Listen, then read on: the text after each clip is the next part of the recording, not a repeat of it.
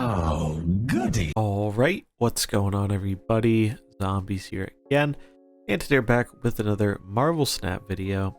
So in this one we're taking a look at the best decks for all pools for the new featured location, and that is Vibranium Mines. So this one reads, when you play a card here, shuffle 3 Vibranium into your deck, and Vibranium is a 1 cost, 4 power, that has ongoing. This cannot be destroyed. So obviously the probably most synergistic card we have to pair with an effect like this is going to be Khazar. So your 1 cost cards have +1 power. So expect to see a lot of Zoo decks, as he's gonna buff up all our 1 costs as well as any Vibranium we happen to draw. And the Vibranium are especially nice because the opponent can't blow them up with things like Electra and Killmonger. So let's take a look at the decks we have for this one, starting off with Pool 1 here. Just a pretty standard Zoo deck. Again, in the early pools, you can kind of mix and match in a variety of ways. I think the important stuff for this deck, though, is mainly Khazar, obviously, Blue Marvel for more ongoing buffs, Chavez as a nice finisher to make your deck a bit more consistent, and then things that pay off having a lot of stuff on the board, so Ant-Man, fill up the board a bit more with Squirrel Girl. Angela takes advantage of all the stuff we're playing. Wolfsbane likes the full locations. Captain America, same thing. Just very flexible. Half our deck is 1-drop, so we're going to get a lot of Khazar value, and it's going to be even more if we do happen to draw some Vibranium. So pretty solid deck overall. Definitely not a bad choice if you're looking for something to use in Pool 1. We have one more Pool 1 deck though, so let's take a look at that. Next up is a Pool 1 ongoing deck that uses a ton of different ongoing cards and Spectrum here to buff our units up and close out the game. She is very nice to have with all these Vibranium as they all have ongoing, so it gives us more stuff for her on reveal ability to target. But other than that, just pretty much threw in all the good ongoing stuff. Obviously Ant-Man, armor to protect our other stuff. Colossal, good with certain locations that involve movement and power reduction. Mr. Fantastic, just quite a lot of power across all 3 lanes. Punisher, because I imagine you're going to see a lot of mirrors where people are going to be trying to flood the board, so he gets some benefit from that. Captain America, obviously still good. You could consider a few different things in this spot, but I definitely like Cosmo. I think he's like the best tech card in the game right now, and obviously just falls into line with the ongoing theme we have here. Khazar, obviously, because he's kind of the MVP with this location. Iron Man to double up, and it's pretty nice because you can also just weave this into a turn 6 sometimes with one of the Vibranium. Blue Marvel, just more good ongoing. Then obviously Spectrum is one finisher, and then Onslaught as a alternative finisher, or if the game happens to go longer, or you just get a way of cheating it into play early. You double up on all those powerful ongoing effects. So those are our Pool 1 decks here. Let's take a look at Pool 2. So our first Pool 2 deck we're going to look at here is an upgrade to the Khazar Zoo we just took a look at. So in this one, a lot of the same core pieces at the top end, but we do have some good new additions, such as Sunspot, really awesome card that helps us take advantage of not always having stuff to do with our energy each turn. Iceman, just a very good disruptive 1-drop. You could also consider Korg, but since the deck's already going to be pretty diluted with the Vibranium, I think this is a better effect right now. Nightcrawler for that flexible movement. A pretty powerful card here, Ebony Maw. So you can't play this after turn 3, but you can't play cards there. So interesting card, definitely something you want to protect from Killmonger and whatnot, but it can be really clutch to slam down on turn 3 when you already have a pretty full location, or move a Nightcrawler over there later on. Obviously Angela, because she's just really good in a Zoo style deck like this. Okoye to buff up our whole deck, including the Vibranium. Armor, because there's a lot more Killmonger going around when you hit Pool 2, and you need a way to protect your non-Vibranium 1-drops. Wolfsbane is just good power when we're filling up our locations, and then the top end, pretty much the same. Khazar, good ongoing buff. Blue Marvel, same thing. Chavez, finisher, and deck consistency.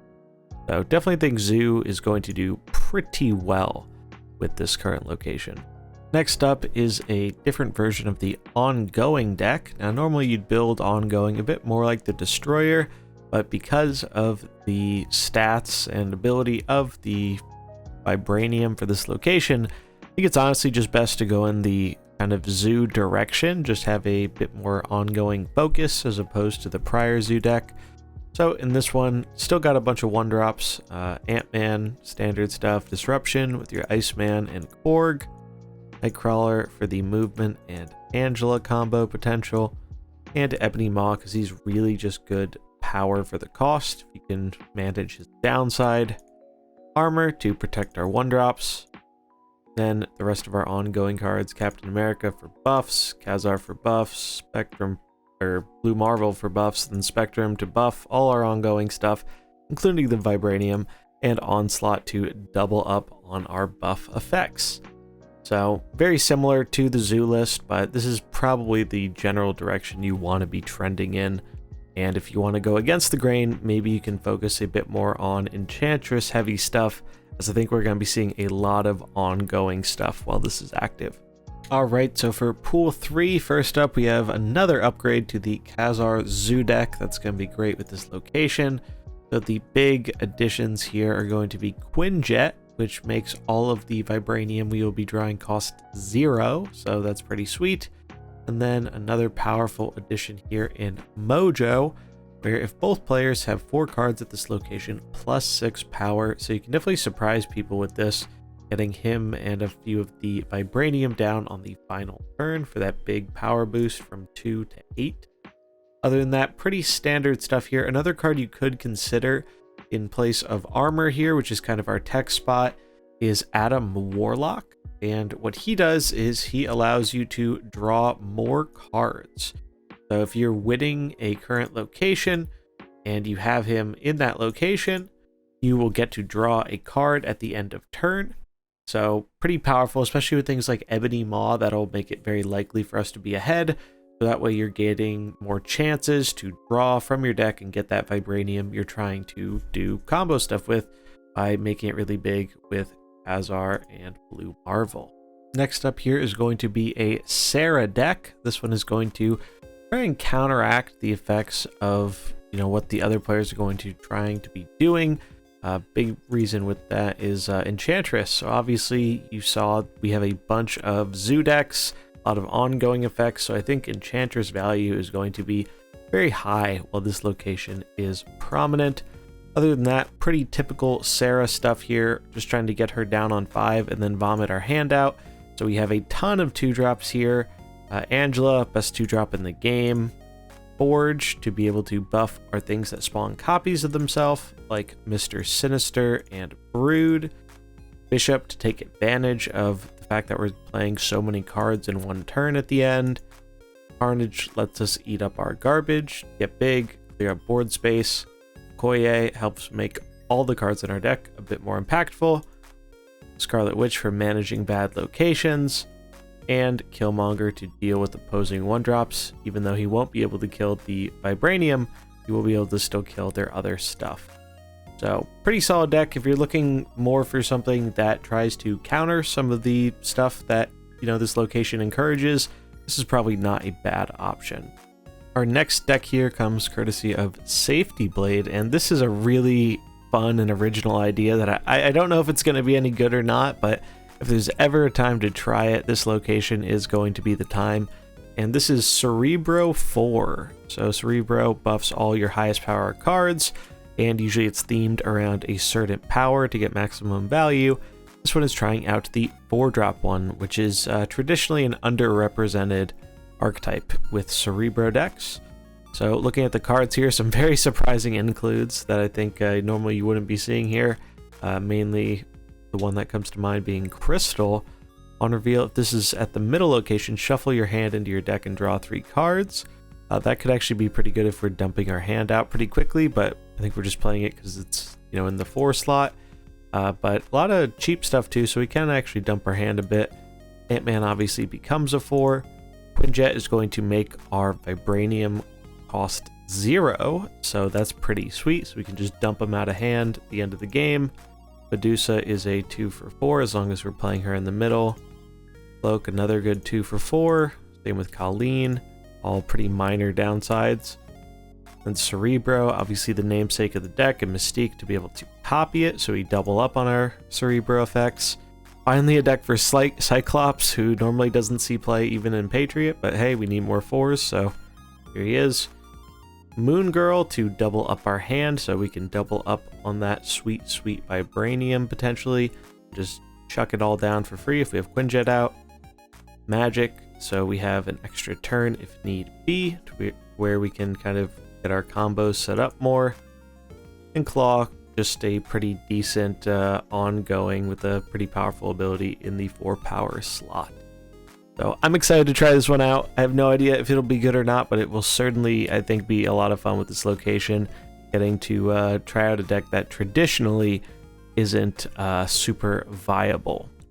And the last deck we're going to be taking a look at here is Pool 3 Ongoing Destroyer.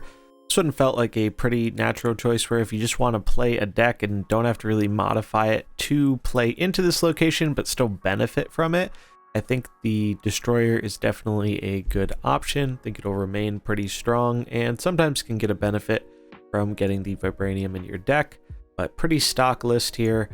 Ant-Man, Daredevil, so it makes our Professor X a lot better and just makes our turn 5 in general a lot better. Mojo is one of those cards where he seems pretty mid until they end up filling up a lane, and then he becomes crazy power for the cost, and definitely one of the kind of sleeper inclusions. Armor to keep our stuff nice and protected, especially from our own Destroyer. Colossus lives through the Destroyer, and he also is good in some locations that are typically bad. Captain America, just good ongoing. Cosmo, good tech. Warpath, ton of power for the cost. Iron Man, just to double up our stuff. So all the ongoing stuff. Professor X, obviously amazing with Daredevil, but just really good for locking down a lane. We don't have to worry about it getting blown up by our Destroyer. Spectrum obviously has a natural synergy with all the ongoing cards, as well as the Vibranium we might play. And then the Destroyer, huge power, and he also won't blow up our Vibranium. So even if we don't get, our bunch of other cards that help mitigate his downside, maybe we can just use the Vibranium into Destroyer to squeak out a win. But yeah, those are all the decks we have for this new location, Vibranium Mines. I'm looking forward to trying it out. Definitely let me know in the comments below if you have a certain deck you think is going to work out really well for this one. But that is going to wrap it up for this video. If you enjoyed it, remember to like and subscribe, and I'll catch you in the next one. Peace.